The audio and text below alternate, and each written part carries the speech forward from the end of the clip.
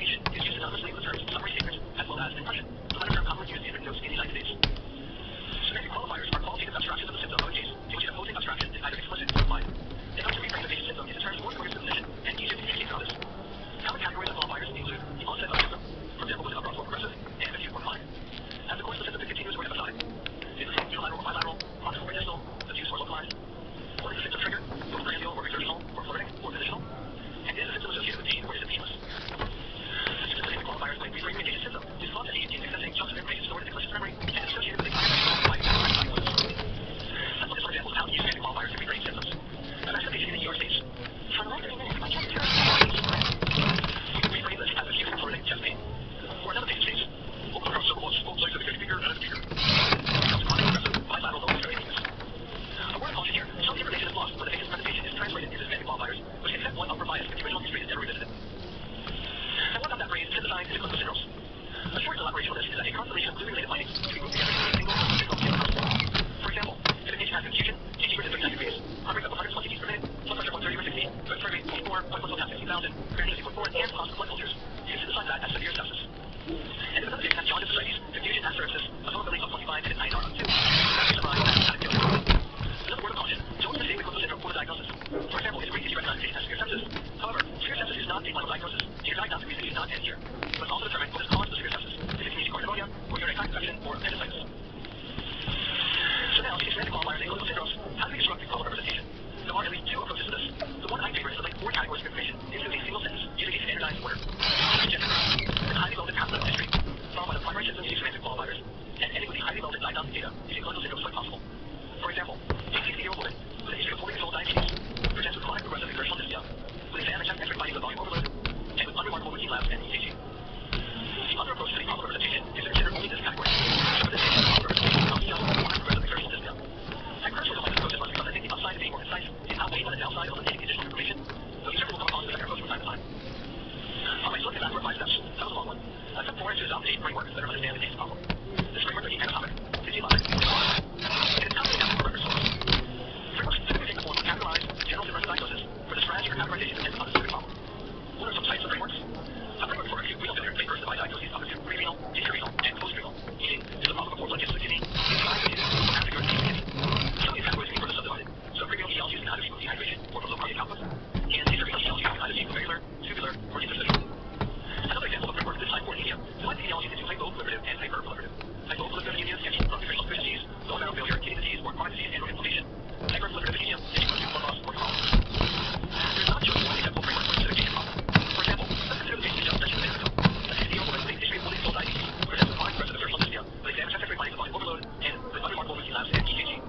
What type of framework might we choose to adopt here? In my experience, the most likely framework a clinician will choose is the problem, the anatomic one, also referred to as organ-based.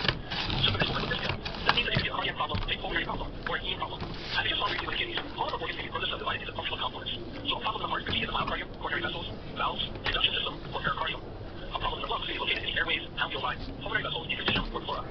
And finally, hematologic issues can involve any of these individual cell lines or coagulation problems or tissue paraproteins. However, with dyspnea and acute complaints, the major hematologic concern is of course anemia.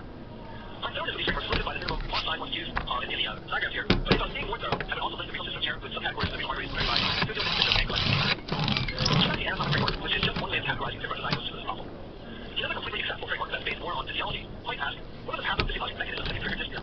There's hypoxia, which can be from TQ mismatch, impaired diffusion, or shunt. There's hypercapnia, which can be from obstructive lung disease, mental hyperventilation, neuromuscular disease, or decreased respiratory compliance. Less commonly is dyspnea from acidemia, either from pathologic acid production or from poor acid elimination. Finally, input from the cerebral cortex from anxiety and pain can also lead to the dissociation of dyspnea. This framework is necessarily better or worse than the anatomic one, just different. It's likely that some people naturally gravitate towards one and some to the other. One other type of framework that I feel both obligated and reluctant to mention is the mnemonic framework. I feel obligated because I study both programs and encourage students to use it. I'm reluctant because I think it is vastly inferior to other types of frameworks. But nevertheless, here it is. One such mnemonic that's taught is VINDICATE. The D stands for vascular, the I for inflammatory, N for geographic, G is regenerative, the second I is idiopathic, C is congenital, A is autoimmune, T for traumatic, and lastly E for endocrine. Okay, one more step to go. Apply the key features to the framework, which will generate the preliminary differential diagnosis. When applying the key features, the clinician should use their presence or absence to estimate the likelihood of the diseases or pathophysiologic states that are suggested by the framework. As a brief example, imagine a 55-year-old man with a history of alcoholism and depression presents with chronic progressive bilateral lower extremity edema with an exam notable for anasarca and a serum albumin of 1.5 grams per deciliter. One of the several frameworks we'll employ for this case might be a physiologic one, where there are 4 categories and 4 major mechanisms of hypoalbuminemia. That is impaired intake of protein,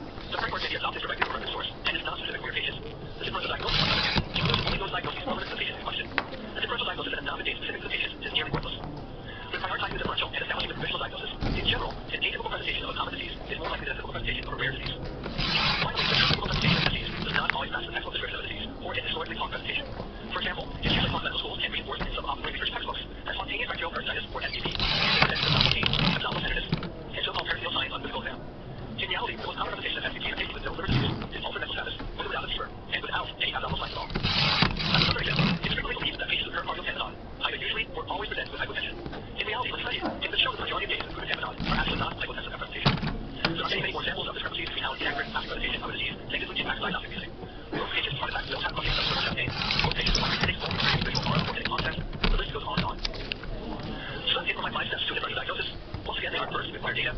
Second, identify the key features. Third, create a problem representation of law virus and clinical syndromes. Fourth, adopt the framework. And last, apply the key features to the framework in order to generate differential diagnosis. That concludes part 1 of this guide on clinical reasoning, focusing on how to gain accurate and focused differential diagnosis. As I mentioned at the beginning, in parts 2 and 3, I'll go through examples from start to finish of how to apply this approach to a real-world case. After you get to parts 2 and 3, I consider pausing instantly as you go in order to practice working through the case on your own.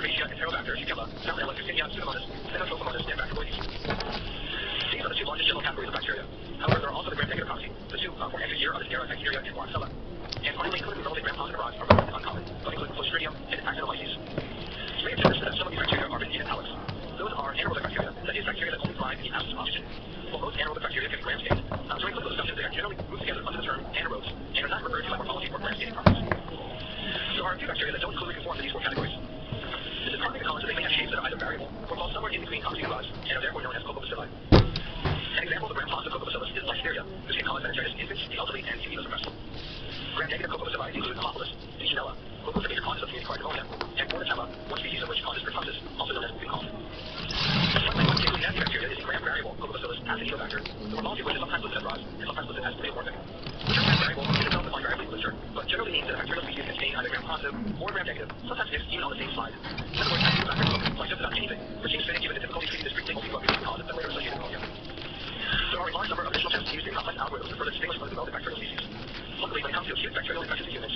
four tests that are referred to as microbiology labs. They are the coagulase test, the hemolysis test, Lancefield serotyping, and the ability of some bacteria to prevent lactose.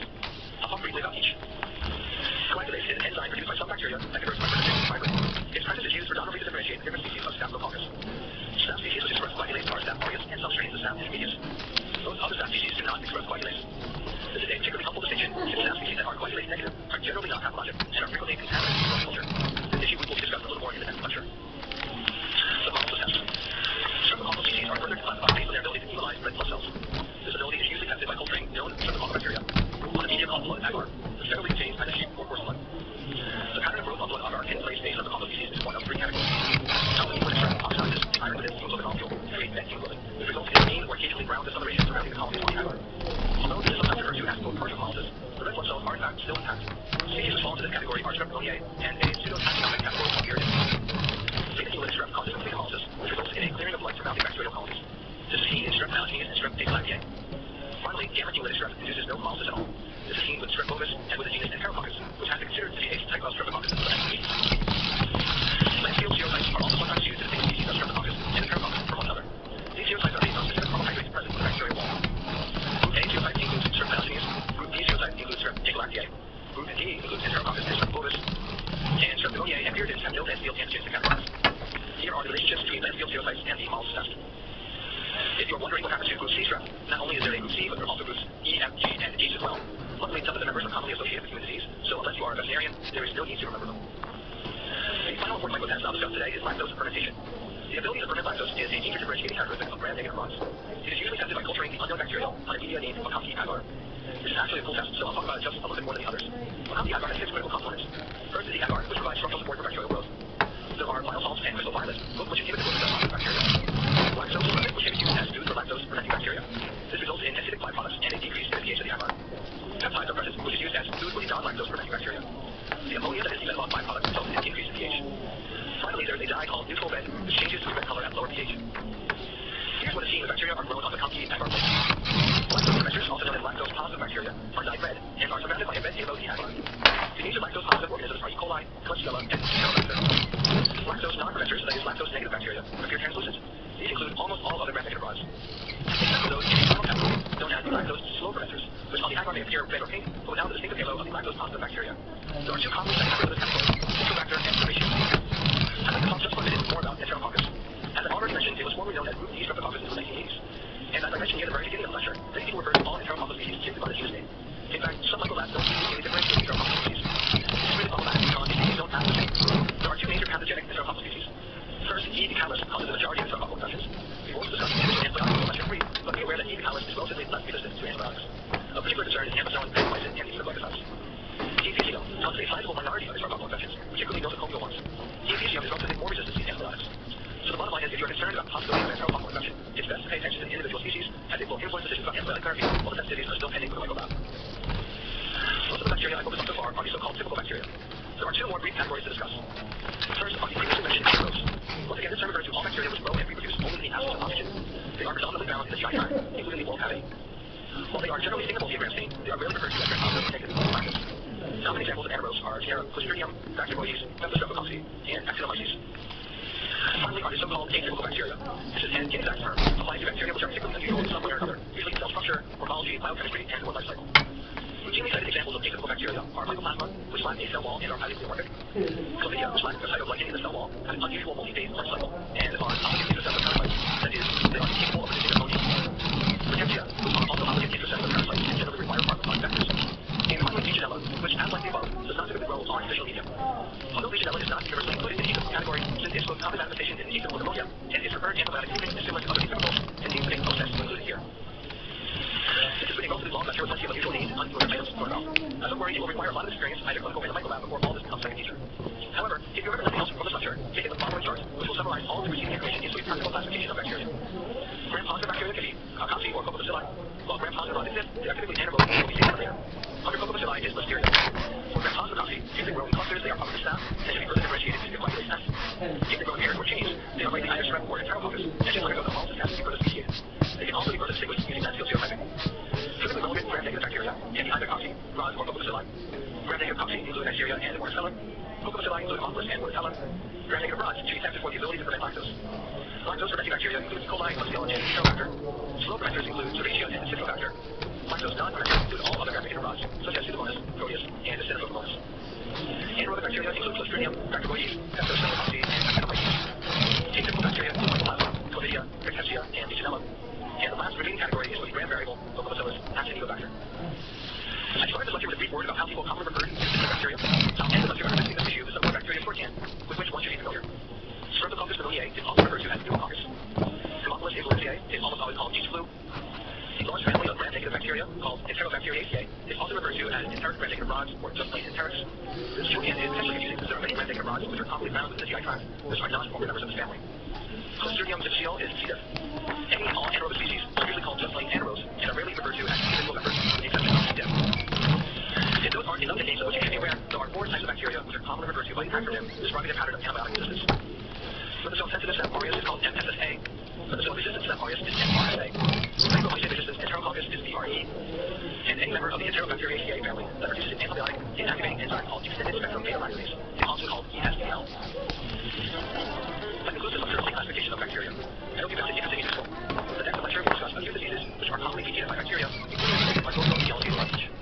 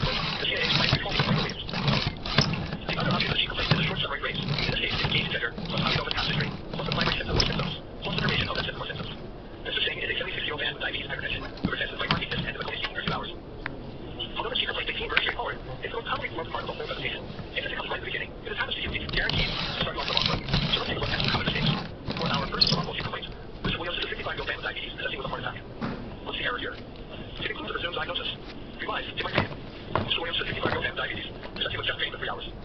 This might be a good spot to briefly discuss why one should not mention the original diagnosis up front. It's basically to prevent excessive biasing of the listener or reader.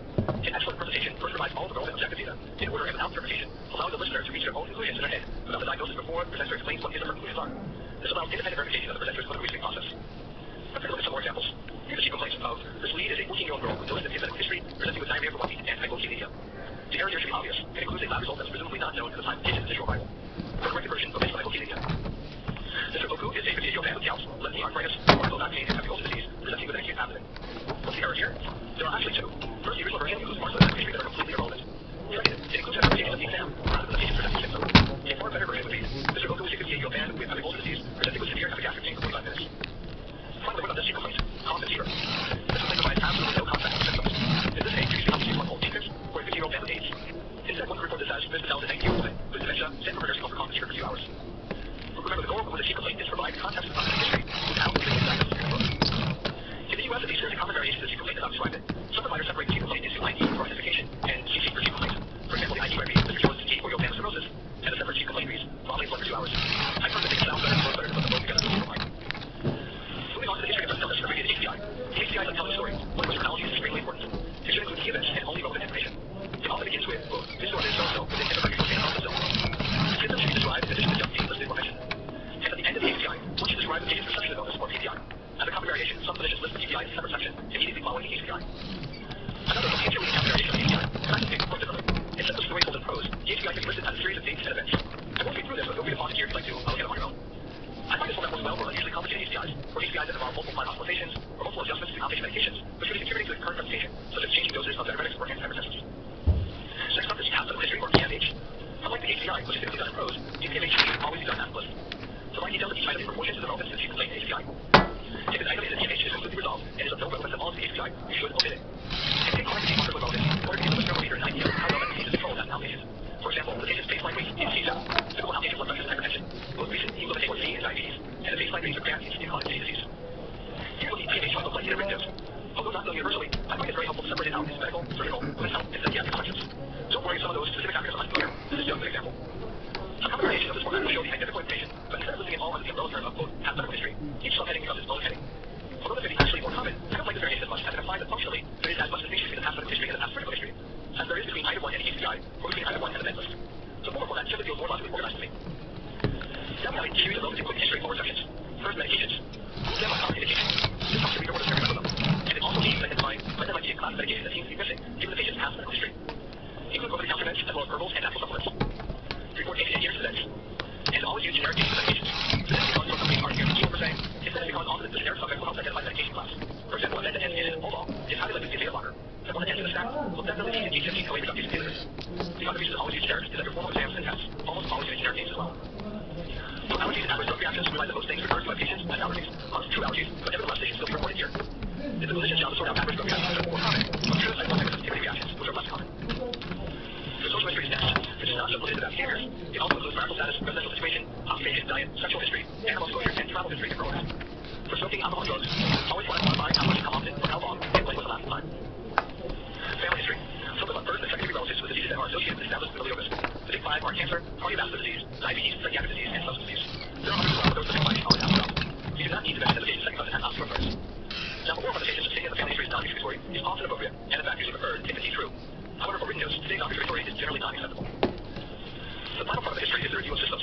For this, any systems relevant to the chief complaint and or HDI should be listed in the HDI and not be listed here. For oral presentations, it's usually acceptable to state review of systems is negative except as previously discussed in the HDI. However, for written notes, all negative responses should be written out. Now let's move on to the physical exam. The first thing to acknowledge upfront about the exam is that there is no such thing as a complete physical exam. Or at least, if there was one, it would be 3 days long. So the exam should always be tailored to the chief complaint with consideration of the patient's gender and age along with the past medical history. As I mentioned earlier, always begin reporting the exam as statement as patient's general appearance, followed by the vitals, and use appropriate medical terminology. The most challenging thing about reporting and subsequent reporting of the physical exam is knowing how to make it focused. Suppose we have a 62-year-old woman with active parallel use, presenting with fever and dyspnea for 4 hours. Here's a reasonable one. To understand why certain things have been included, consider why an individual item might be included. Some parts of the exam, like foremost, are overall variable. This will be the case of the patient's general appearance and their vital signs. Other parts of the exam are directly linked to the chief complaint in HDI. So for an IV drug user with fever and dyspnea, this would obviously include pulmonary and cardiac systems. But it would also include components of the extremity exam that would investigate for signs of endocarditis, which might be the most likely diagnosis. We would also look for signs of any complications, which are most likely diagnosis. In this case, signs of heart failure, for example. And lastly, we would want to quickly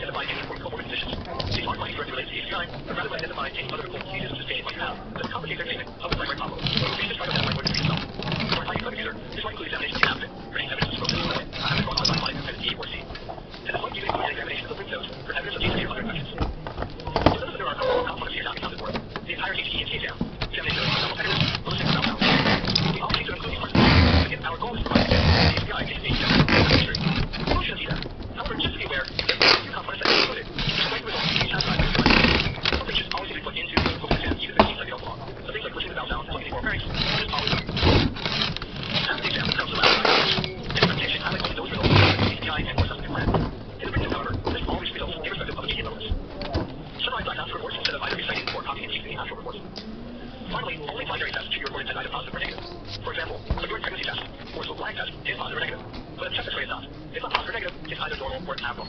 Why is this important? If after you listen to someone else's presentation TCP, and the presenter states your analysis was positive. The most common assumption is that your analysis shows evidence of urinary tract infection. What was the specific evidence that led the presenter to that conclusion? Was it white blood cells in the urine, or was it specific of test rates, or something else? Taking the presenter uses a different cutoff of blood cells to indicate UTI than yours. And what if the presenter was either referring to evidence of UTI, rather than evidence of TB or of disease? So when it comes to stating test results, how do you think that? What's the evidence for abnormality and allow the listener an opportunity to reach his or her own conclusions? So that concludes the reporting section. It's usually responsible for the majority of the duration of the case. But as mentioned, almost solely contains nothing but objective facts which have been screened and selectively emphasized in the presenter based on the relevance of the HCP contained in past history. The reporting section is then followed by the lengthy statement. That term is almost certainly anti-use. Instead, most people refer to general concepts.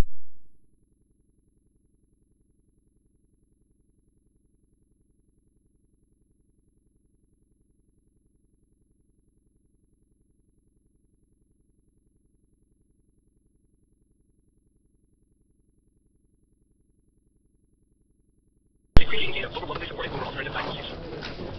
Let me break down the structure of the complete statement and the different HCP complaints near the beginning of this video. Start with the age and gender, plus the highly relevant aspect of history. Then add the summary of primary symptoms using distinguishing passages, which are sometimes called semantic qualifiers. And end with a summary of objective findings of interpretation and grouping into clinical syndromes when relevant. So that point sounds a little abstract, so let me provide a specific example of a linked statement.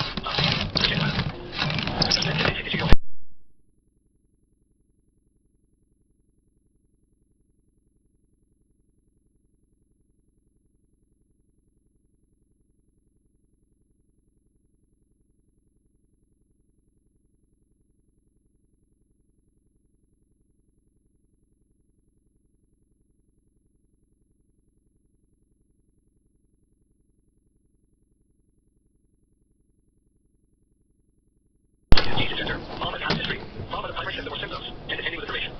So you might have this physiologist, a 55-year-old woman, with a history of metastatic breast cancer, presenting with dyspnea and chest pain for 2 hours. A possible linking statement that might follow a complete reporting of the data of this physiologist's presentation could read, this physiologist, a 55-year-old woman, with a history of metastatic breast cancer, presenting with acute, constant, non-positional dyspnea, associated with prolonged chest pain.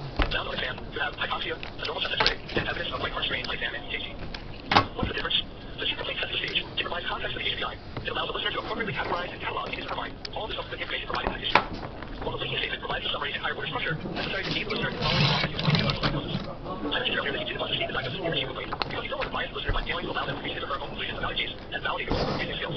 Certainly, the linking statement here seems to strongly suggest a specific diagnosis. In this case, pulmonary embolism. But by now, all the data is already out there, and hopefully the listener arrives at the main point is without any bias. And now time for the interpretation section, where you will make your case of differential diagnosis, just in case you as a presenter and your listener aren't on the same page yet. Well, alternatively, in case the listener just wants to check what you're talking about. So don't have to refer to the interpretation section as such, and instead it's always called the assessment plan. This should be organized as a prioritized problem list and not as a list of problem systems, unless you can increase you with this topic. Problem number 1 on the list should almost always be the symptom or problem summarized in the statement. Each problem that is new or directly related to the HPI should have a differential diagnosis. This should include, first, a discussion and or list of key features which argue for or against each item on differential diagnosis. And the second, a commitment to one diagnosis as the most likely, referred to as provisional diagnosis, unless no single diagnosis stands out. Each problem should have a plan that is divided into a diagnostic plan, which is a list of additional tests and or consults required that will help with diagnosis. A therapeutic plan, which is a list of veg, IV fluids, special diets, procedures, and or surgeries that will help treat the patient. And finally, an educational plan if relevant, which is a list of specific topics the patient needs to be educated about prior to discharge. So to understand what the assessment plan should look like, let me show you an example starting with a linking statement. This would be the written form of the assessment plan. To this point, I won't read it in its entirety, but feel free to pause it if you'd like to read through it more completely. In fact, when giving formal information, depending on the patient's capacity, available time, and your audience, what you say aloud may be significantly shorter than what you see here on the screen. So let's take the following linking statement, which in the U.S. would commonly be referred to as the impression. In summary, Mr. Bernard is a 52-year-old man with diabetes, presenting with acute, constant, non-positional dyspnea, associated with hospices, found to have severe sepsis and hypoxic respiratory failure with bilateral infiltrates on chest X-ray and complicated by acute kidney injury. So this is the problem list. In this case, I'm going to make problem number 1 is sepsis with hypoxia and hemolysis. One could often make the sepsis, hypoxia, and hemolysis all separate individual problems, but since their underlying pathophysiology is likely to be tightly linked, and since the treatments are strongly overlapping, it seems more logical to keep all three together like this. What follows then is an escalation of the differential diagnosis, including commitment to one specific diagnosis as the most likely, in this case, severe community-acquired pneumonia. Then there is the plan for the problem. The plan has diagnostic and therapeutic sections. The individual items of the plan are written out as a list or a bulletin format with as much specifics as possible.